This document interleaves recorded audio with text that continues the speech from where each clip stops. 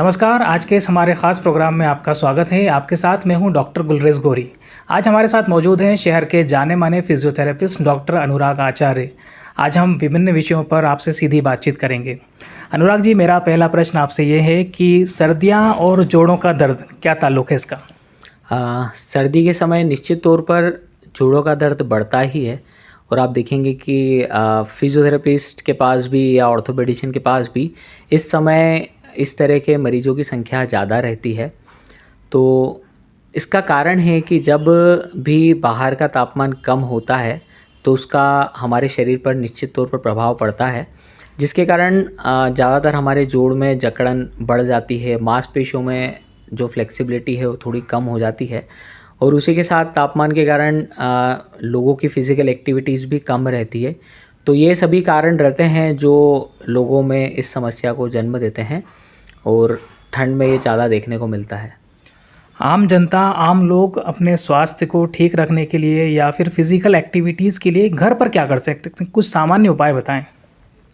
हमारे पास आज के समय में अलग-अलग चीज़ें मौजूद हैं अपने आप को स्वस्थ रखने के लिए। तो जिस चीज़ में जो आपको पसंद हो वो कर सकते हैं। उदाहरण के तौर पर योग है, एरोबिक्स है, ज़ुम्बा है, बॉडी वेट ट्रेनिंग है, TRX है, जिम है, उज्जैन में कई सारे अखाड़े हैं।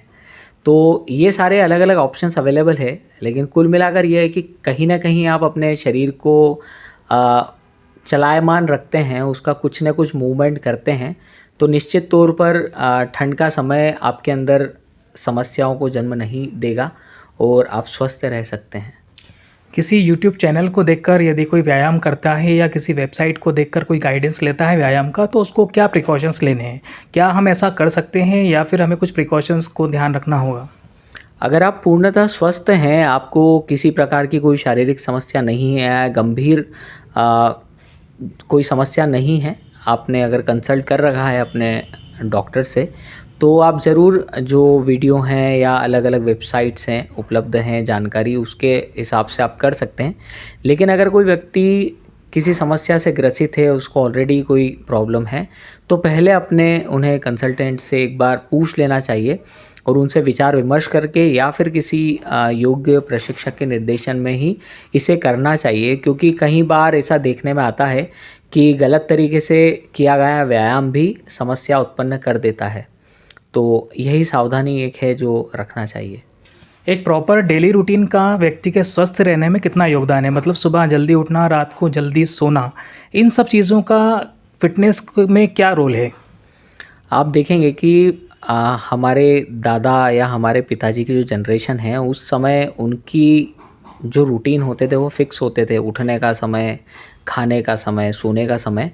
और आप देखेंगे कि कम सुविधाओं के बाद भी, कम मेडिकल सुविधाओं के बाद भी उनका जीवन जो था वो ज़्यादा प्रसन्नचित्त था, ज़्यादा हेल्दी था।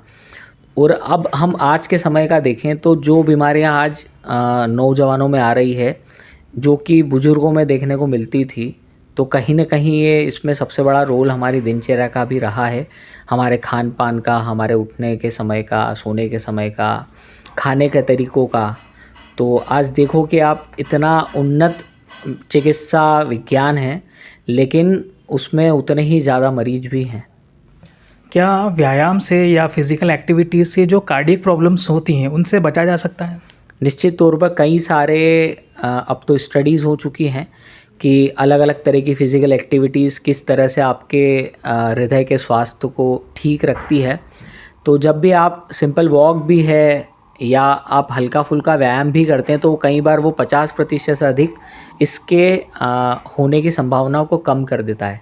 तो सिर्फ़ आधा घंटा या 1 घंटे का समय, दिया गया समय, आपको सिर्फ़ हृदय ही नहीं, शरीर की कई सारी बीमारियों से सुरक्षा करता है। आपके हिसाब से अच्छी फ़िटनेस का क्या फ़ॉर्मूला है? मेरे हिसाब से फ़िटनेस जो है वो सिर्फ़ फ़िज़िकल नहीं है, तो फ़िज़िकल, इमोशनल और मेंटल वेलबींग पूर्ण स्वास्थ्य है। कोई व्यक्ति फ़िज़िकली फ़िट है लेकिन मेंटली स्ट्रेस में है, तो वह भी आपके शारीरिक स्वास्थ्य को ख़राब कर सकता है, या आप शारीरिक तौर पर अस्वस्थ हैं तो वह आपके मानसिक स्वास्थ्य को ख़राब कर सकता है। तो आपको इन दोनों चीज़ों पर ध्यान देना चाहिए और इस चीज़ के लिए हमारे देश जो है वो एक हमारी प्राचीन विरासत है योग, जिसने फिज़िकल, मेंटल, इमोशनल और स्पिरिचुअल वेलबींग पर काम किया है। तो आप उसको पालन करते हुए, हमारी इन प्राचीन पद्धतियों का उपयोग करते हुए भी अपने शरीर को स्वस्थ रख सकते हैं। हमारे इस खास प्रोग्राम में शामिल होने के लिए, समय देने के लिए बहुत बहुत धन्यवाद। Thank you so much.